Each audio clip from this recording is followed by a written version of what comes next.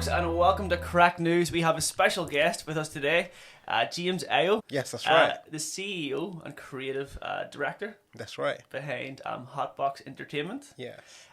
You take rappers or upcoming talent and help them mold their sound. Exactly. So Hotbox Entertainment, HBE Studios. Yeah. We're a recording platform. We're a recording studio, and then we have an entertainment platform as well. Okay. Oh, okay. Our entertainment platform is where most artists from Northern Ireland will release their music on. Sometimes, so that's our aim anyway, to have most artists from Northern Ireland releasing their music on our YouTube platform.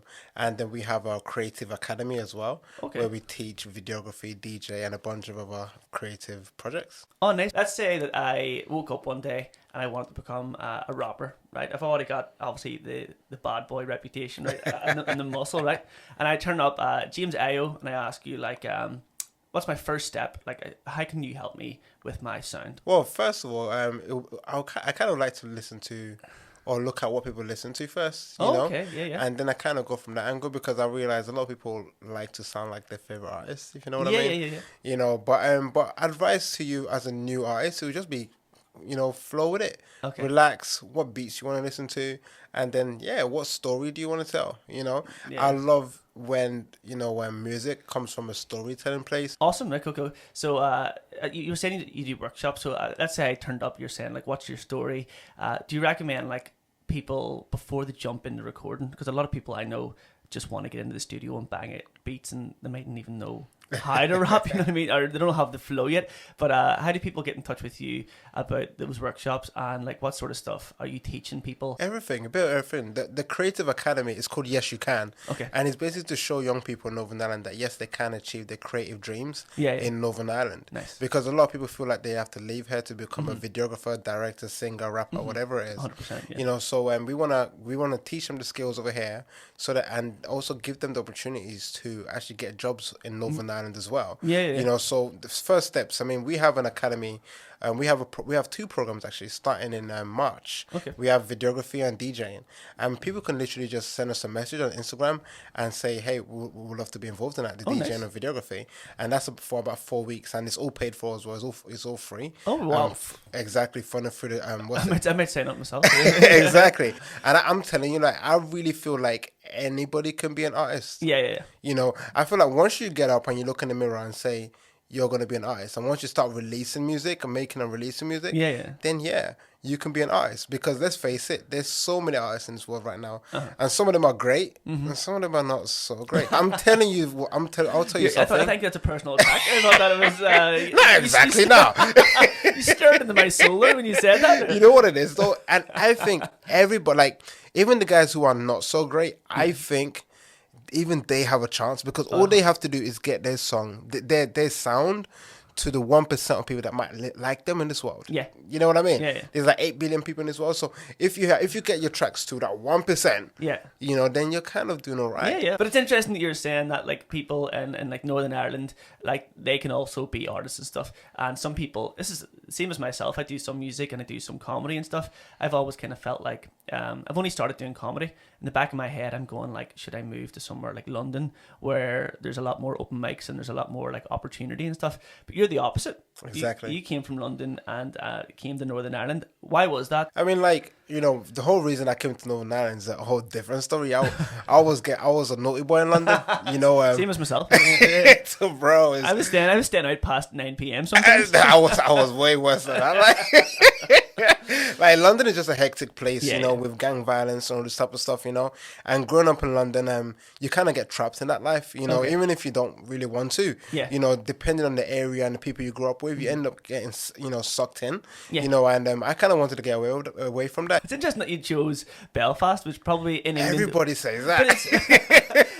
Sometimes people would say Belfast has a reputation, back in the day, of being violent and stuff. But you're right. When you go to places like London, or even whenever I travelled across to the United States, I felt way more threatened. Exactly. Honestly, Belfast. I love Belfast.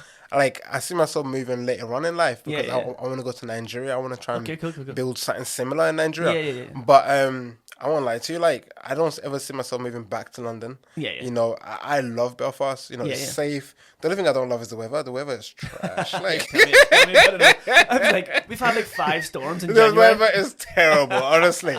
But other than the weather, like, the people are lovely, you know what I mean? And the scenery is lovely.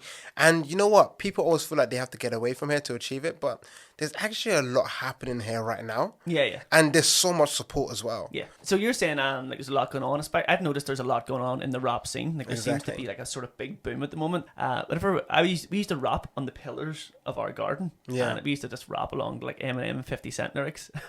But we would get like slagged. We would be like, you guys, like, I want to be a rapper. They'd be like, come on, guys, this is Belfast, you know.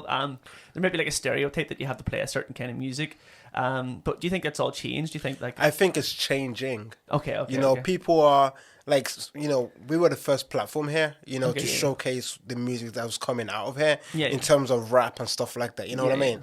You know, I think since then, you know, it's definitely become a lot more acceptable to rap in your accent because now you have somebody, now you're hearing other people do it as well on the platform, you know, which makes it quite common now, you know what I mean?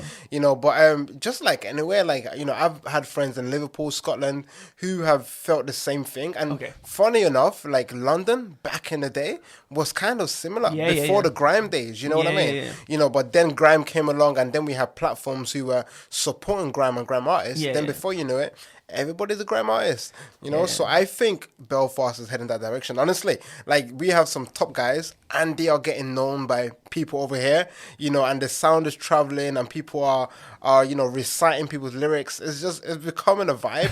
And before you know it, like there'll be a whole scene here and we will have our own genre. Like, you know how we have, you know, London drill or grime. Very soon Belfast will have its own genre as well. 100%. That's awesome, you make me want to get into rap now. Come on. But the people, definitely I've seen people, like the likes of Kneecap were definitely a big one where like, I think before, maybe not the only ones, and like Young Spencer as well, those guys. But before that, I think a lot of people like to slag off like anyone who was doing rap. Yeah, exactly. And on top of that, you have artists who are getting nominated for the Grammys now. Yeah. Like Jordan Adetunji getting nominated for the Grammys, getting nominated for a Brit. Like, and he's on Banger. You know what? Like, I love how you said that.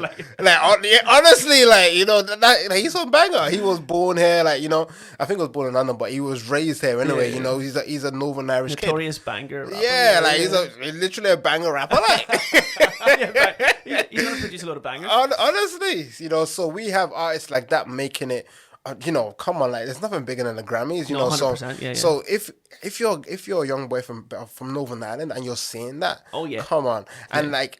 You know, Jordan, someone like Jordan, he doesn't even sound... I mean, he's put on different accents, you know, and he's put on different sounds, you know, and I think it's important not to watch accents, you know. I think good music is good music, full stop. You know what I mean? I would, like, my main job would be singing around the bars. I don't sing, like, in a Northern Irish accent, you know what I mean? You just sing in your... If you listen to a song, you sort of... Not in the accent of the person doing the song, but it's just the way it comes out. Exactly. It's sort of neutral. Yeah. And whenever I started doing that, people were like, "Why are you not singing?" I was like, "I'm not going to go out and be like, Sweet Home Alabama." Exactly. You know what I mean? It just comes out. It comes out the way it comes out. So big up, respect to that. You don't have to sing in your accent. So the last question I'll ask you is, like you're talking about violence in London. And Belfast used to have a reputation of being violent, but sometimes rap music has a reputation of like drugs, sex, violence.